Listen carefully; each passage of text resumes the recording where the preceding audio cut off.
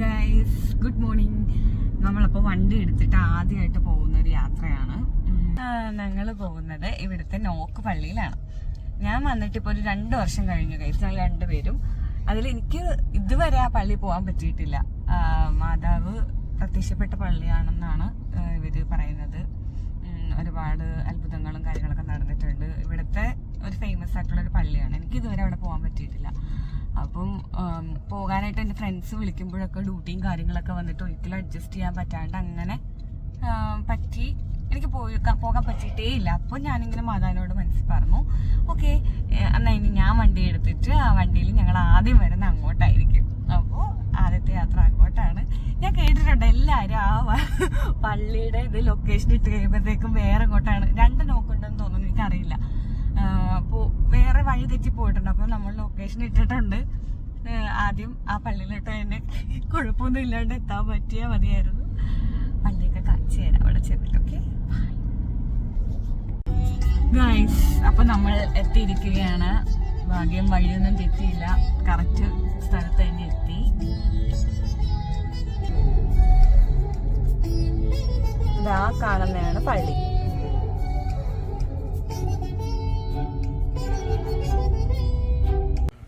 Finally നമ്മൾ പള്ളിയുടെ ഫ്രണ്ടിൽ എത്തിയിരിക്കുകയാണ്. ഭയങ്കര ബ്ലെസ്ഡ് ആയിട്ട് തോന്നുന്നു. കാരണം നമ്മൾ ഒരുപാട് ആഗ്രഹിച്ചിട്ടൊരു സ്ഥലത്ത് വരുമ്പോൾ ആ ഒരു സന്തോഷം നമുക്കുണ്ട്. ഇവിടെ ഒത്തിരി പേര് വന്നിട്ടുണ്ട്. നമുക്ക് അകത്തോട്ട് പോവാം. എൻ്റെ അമ്മച്ചി മുമ്പ് പറയുമായിരുന്നു, നമ്മളിപ്പോൾ ആദ്യമായിട്ടാണ് ഒരു പള്ളിയിൽ പോകുന്നതെങ്കിൽ അവിടെ 3 നിയോഗം വെച്ചിട്ട് നമുക്ക് പ്രാർത്ഥിക്കാം.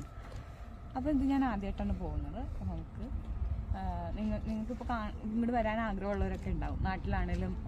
അപ്പോൾ അവർക്കൊക്കെ ആണെങ്കിലും ഇങ്ങനെ ഈ വീഡിയോ കൂടെ കാണാൻ പറ്റുമെങ്കിൽ അതും വളരെ സന്തോഷം.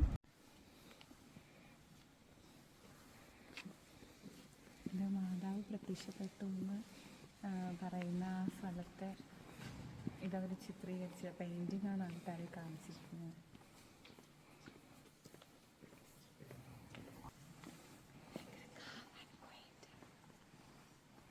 ഒരുപാട് വർഷങ്ങൾക്ക് മുമ്പ്, കൃത്യമായി പറഞ്ഞാൽ 1879 പരിശുദ്ധ ദേവമാതാവും വിശുദ്ധ ഔസേപ്പിതാവും വിശുദ്ധ യോഹന്നാനും ഇവിടുത്തെ ഗ്രാമവാസികൾക്ക് മുന്നിൽ പ്രത്യക്ഷപ്പെടുന്നത്.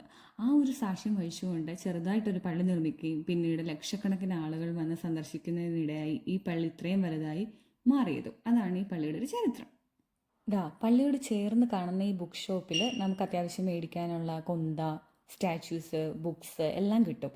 ഇതൊക്കെ അടുക്ക് പെറുക്കി വെച്ചിരിക്കുന്നത് കാണാൻ നല്ല രസമുണ്ട് കേട്ടോ. പക്ഷെ ഞാൻ ഉദ്ദേശിച്ച സാധനം അവിടെ ഇല്ലാത്തത് കൊണ്ട് അവർ പറഞ്ഞു പുറത്തും ഒരുപാട് ഷോപ്പുകളുണ്ട്, നിങ്ങൾക്ക് വേണമെങ്കിൽ അവിടെ പോയി തപ്പാന്ന് പറഞ്ഞു.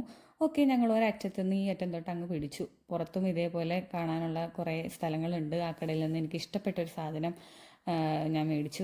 ഇപ്പം ഈ എടുത്തിരിക്കുന്ന മാതാവ് ഇത് ഞാൻ എടുത്തു. ഇത് ഞങ്ങളുടെ കാറിൽ വെക്കാൻ ഞാൻ വാങ്ങിച്ചു. പിന്നെയും അവിടെ കുറേ കളക്ഷൻസ് ഉണ്ട്. ഞങ്ങൾക്ക് ആവശ്യമുള്ള ഷോപ്പിങ്ങും കാര്യങ്ങളൊക്കെ കഴിഞ്ഞിട്ട് നേരെ ഫുഡ് കഴിക്കാനായിട്ട് കടയിലിട്ട് കയറാൻ തീരുമാനിച്ചു. അങ്ങനെ ഈ കടയിലേക്ക് കയറി.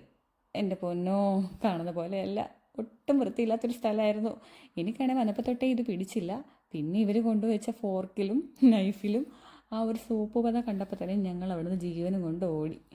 അങ്ങനെ വന്ന് കയറിയത് വേറെ കടയിൽ. ഫൈനലി ഗൈസ്, നമ്മൾ ഞമ്മം തിന്നാൻ പോവുകയാണ്. വിശന്നിട്ട് വയ്യ. രാവിലെ തൊട്ട് കറങ്ങി വിശന്നിട്ട് നമ്മൾ കടയിലൊക്കെ ചേർന്നു. അപ്പോൾ എല്ലാം കഴിക്കാം.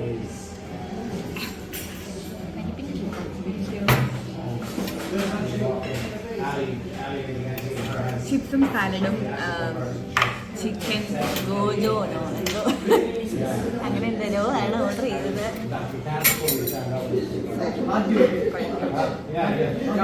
ഓക്കെ ഗൈസ്, അപ്പോൾ നമ്മൾ ഫുഡ് കഴിച്ചു.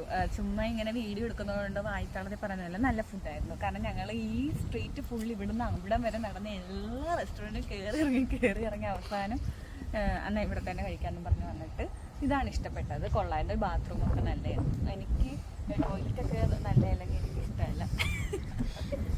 ഇത് നല്ലതായിരുന്നു, ടോയ്ലറ്റ് നല്ലതായിരുന്നു. എന്താ ഒരു വൃത്തി വേണം. അപ്പോൾ ചെറുതാണെങ്കിലും ഒരു വൃത്തി വേണം, അത് ഉണ്ടായിരുന്നു, നല്ലതായിരുന്നു. അപ്പോൾ ഇങ്ങോട്ട് നോക്കുമ്പോൾ നിറയെ കുറച്ച് ഷോപ്പുകളും ഗിഫ്റ്റ് ഷോപ്പുകളൊക്കെ ഉണ്ട്. നമുക്കതും കൂടെ നോക്കാം. Nice weather. ഞങ്ങൾ ഫുഡ് കഴിച്ചുകൊണ്ടിരുന്നപ്പോൾ ഒരു ഐറിഷുകാരൻ വന്നിട്ട് സൗത്ത് ഇന്ത്യൻസ് ആണോ എന്നിങ്ങനെ ചോദിച്ചു. അപ്പോൾ ഞങ്ങൾ പറഞ്ഞു അതെ ഓക്കെ. അപ്പോൾ ഇവിടെ ഒരു അച്ഛനുണ്ട്, അവരും സൗത്ത് ഇന്ത്യൻ ആണ്, നൈസ് പീപ്പിൾ എന്നൊക്കെ പറഞ്ഞ് അങ്ങനെ ഞങ്ങളൊന്ന് പൊക്കി അടിച്ചു. പിന്നെ ഇത് ഞാൻ തന്നെ പറഞ്ഞു. അപ്പം നിങ്ങൾ വിചാരിക്കും ഞാൻ പൊക്കി പറയുന്നതാണ്. പൊക്കി പറയുന്നതല്ല ഗൈസ്. എന്നോട് ഒരു മദാമ സത്യമായിട്ടും പറഞ്ഞു നല്ല ഡ്രസ്സാന്ന് പറഞ്ഞു. കൊള്ളാവോ? നമുക്കകത്ത് ബുക്ക് സ്റ്റോളുണ്ട്. അവിടെ നമുക്ക് റോസറിയും ചെറിയ രൂപങ്ങളും ബുക്സും കുറേ കാര്യങ്ങൾ കിട്ടും. അപ്പം അതിൻ്റെ അകത്താണെങ്കിൽ കുറച്ച് കാശ് കൂടുതലായിരിക്കും. പിന്നെ പുറത്ത് അതേ രൂപങ്ങൾ തന്നെ പുറത്ത് 2 സ്ട്രീറ്റിലായിട്ട് നമുക്ക് കിട്ടും. ഇഷ്ടംപോലെ ഷോപ്പാണ് ഇവിടുന്ന് അങ്ങോട്ടേക്ക്. രണ്ടും സെയിം, ഒന്നെങ്കിൽ സെയിം ആയിരിക്കും. പിന്നെ കൂടുതൽ കളക്ഷൻസ് സ്റ്റാച്യൂസ് ഒക്കെ ഉണ്ട്. അപ്പോൾ അതിന് കമ്പാരിറ്റീവ്ലി വില കുറവുണ്ട്. അപ്പോൾ ഞങ്ങൾക്ക് പുറത്തുനിന്ന് ഇഷ്ടപ്പെട്ടത് ഞാൻ മേടിച്ചിട്ടുണ്ട്. ഇനി അകത്തുനിന്ന് ഇഷ്ടപ്പെട്ട സ്ഥലം ഞാൻ എല്ലാ കടയും പോയി. ഇവിടെ നിന്ന് ഏറ്റവും എല്ലാ കടയും കയറി പള്ളിപ്പെരുന്നാളിന് പോകുന്ന പ്രതിനിധിയായിരുന്നു. എല്ലാ കടയിലും കയറിയിട്ട് അവസാനം നമുക്ക് ഇഷ്ടപ്പെട്ട ഒരു സ്ഥലത്ത് വന്നിട്ട് എത്തും.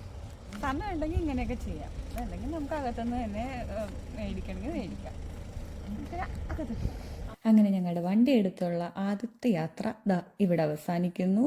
ഒരുപാട് സന്തോഷം, ഒരുപാട് ബ്ലെസ്ഡ് പോലെ തോന്നുന്നു. എല്ലാം കഴിഞ്ഞ് വീട്ടിലേക്ക് മടക്കയാത്ര തുടങ്ങുകയായി ഗൈസ്. അപ്പോൾ വീണ്ടും സന്ധിക്കും വരയ്ക്കും വണക്കം.